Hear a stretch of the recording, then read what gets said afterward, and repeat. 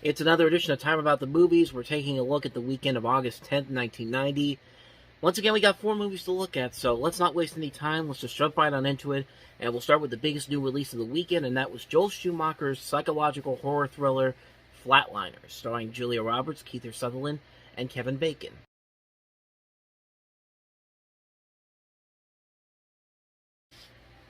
There is a very intriguing concept with Flatliners. You have these medical students. They have this thing where one of them goes flatlines, is dead for a certain period of time, and it usually just starts off for like 20 seconds, and then it grows to like 2 minutes, and then they want to try to make it go longer than that, like 10 minutes, 30 minutes, and it's an interesting concept. It's a good idea. The movie unfortunately doesn't do has just the wrong execution for it. I mean, the movie overall I think is good, but I feel like it could have been a whole lot better. You've got a pretty good cast here. Sutherland, Roberts, and Bacon, they work off each other very well, as they do with William Baldwin and Oliver Platt, who are also in this. But some of the visuals overall are pretty good. And like I said, the concept and the idea, very clever, very interesting.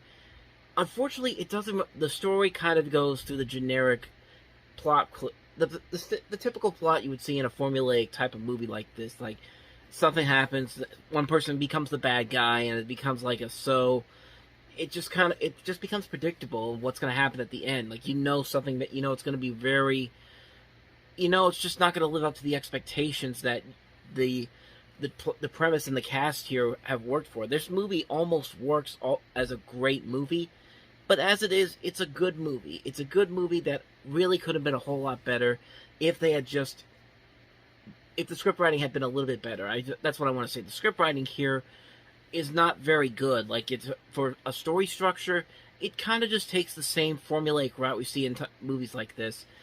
It starts off strong, peters off at the end pretty quickly, and then falters off badly. But not badly, falters off to a point where it's just like it knocks it off a couple of stars from what I would have given it before. But like I said, it's not a bad movie. It definitely has its moments. It has a good cast. It has great visuals. It has a good idea to it. I just wish the script had been better written and better handled. That's really all I wanted for this. But I'll at least give it this. It's a lot better than the remake was in 2017. So, if that's anything to say about it. So yeah, that's my thoughts on Flatliners. Let's go ahead and move on to the next movie, which is Mel Gibson and Robert Downey Jr. starring in the action comedy Air America.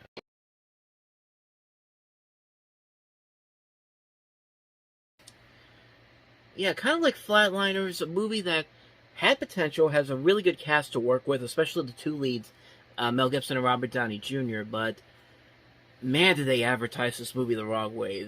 The trailer makes it look like this light-hearted buddy comedy, something in the lines of Lethal Weapon movies, but in the film, it's much, much different. There are serious themes of an anti-war message. The opium trade becomes a major focus here. There's a negative portrayal of the Laotian general, played by Burt Kerwick, who is General Lu Song. And the movie itself is just not that exciting. I mean, it doesn't really have that spark that something like a Lethal Weapon movie could have, especially with Mel Gibson, because Mel Gibson has proven he can work chemistry with some people that he works with. Like, he can work with Danny Glover in the Lethal Weapon movies. He already did it earlier in the summer with Goldie Hawn and Burn on a Wire. And you think with Robert Downey Jr. next to him, who was a young aspiring actor at the time, who was a very good actor back then, you would think that these two could work off each other well enough so the chemistry could make this movie surpass a pretty mediocre script. But unfortunately, it just really doesn't. I think that's the biggest problem with the movie, is that the script, it plays it too safe. It plays it way too safe. It actually kind of makes the CIA kind of look like jerks in this movie. And I mean, there's definitely elements here where they could have tried a little bit more to make it a much more enjoyable movie than it is, but it really doesn't work. It's a movie that had so much potential to it, but unfortunately, it just couldn't figure out how to stick the landing or make something that could have been something really good. But for what it is, it's just a movie that had so much potential, completely wasted it. It's a disappointment, to say the least, especially when you have Mel Gibson and Robert Downey Jr. in this, who these two could have worked off each other so well, but sadly it doesn't. It was a major disappointment that when I finally got to see this movie and it didn't live up to the expectations I thought it would have.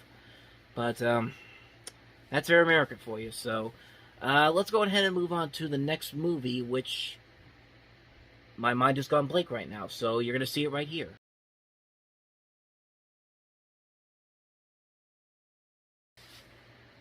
Yeah, that's not a promising sign if I can't remember The Two Jakes, the sequel to one of the great movies of the 1970s in Chinatown. And honestly, it pretty much tells you everything you need to know about this movie, because you would think with a sequel to Chinatown coming 16 years after after the original movie, you would think that this would have some sort of merit to it, like something people would get excited for, you know.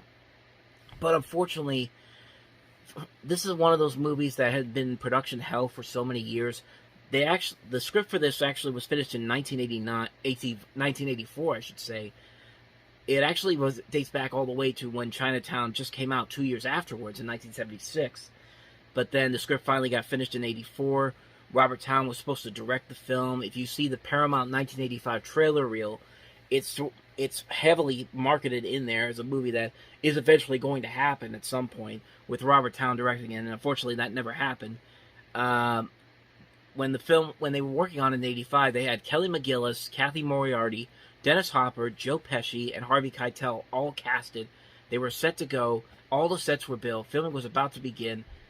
And then Robert Towne backs out at the last moment. Like, he left the movie, and just because of... And it created a lot of creative differences between him, Robert Evans, and Jack Nicholson. And then, after that happened, they got Dino De Laurentiis to help finance the movie. Harrison Ford was almost set to take over the role of Jake Gittes, and then Roy Scheider was supposed to play the other Jake, and they were supposed to start shooting that in '86. They thought about bringing John Huston back to direct that movie, but that never happened, and the film just kept going through all of these circumstances. The Cannon Group actually bought the film a little bit, and then they went back to Paramount afterwards, and then finally in April of '89, they finally made the movie, and this was supposed to be... And this was Jack Nicholson's directorial debut on this film, but unfortunately, it just doesn't live up to that much of the problems that they had at the beginning.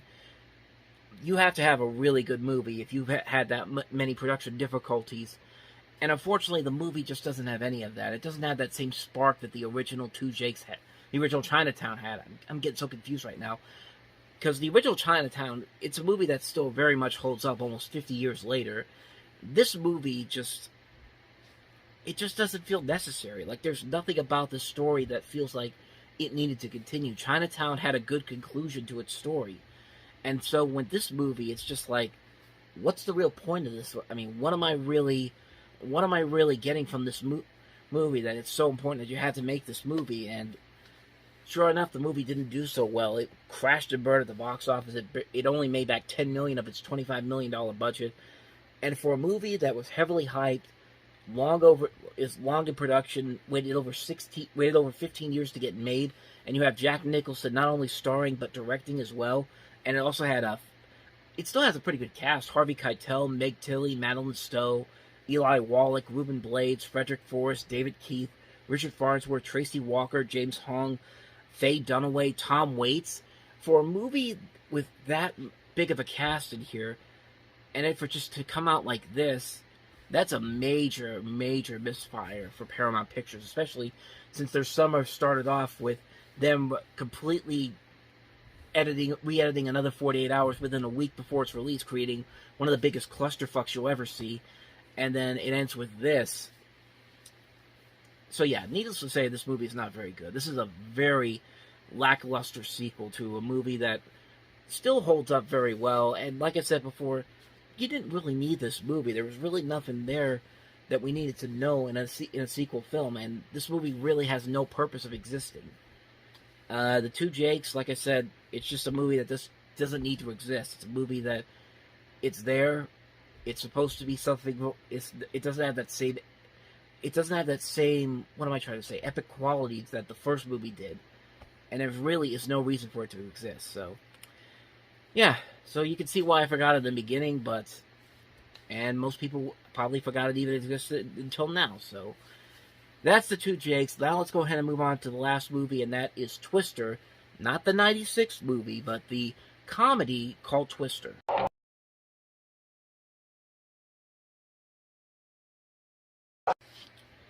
You know how in the movie Soap Dish, all the drama and all the over-the-top stuff that happens in the movie takes place in the same realm of a potential soap opera that within the soap opera? Imagine that, except the soap opera is actually real, and it's not funny whatsoever. That's what this movie is. This movie feels like a melodramatic soap opera disguising itself as a comedy and really failing miserably on so many levels. It just doesn't work as a whole. It's a movie that, despite a strong cast that includes Harry Dean Stanton, Crispin Glover, Dylan McDermott, and Jenny Wright, it's just a movie that just doesn't work at it well at all. Like, you don't like any of these characters whatsoever. The story is pretty generic. The movie overall is not very strong. It just doesn't work. It's a movie that's just...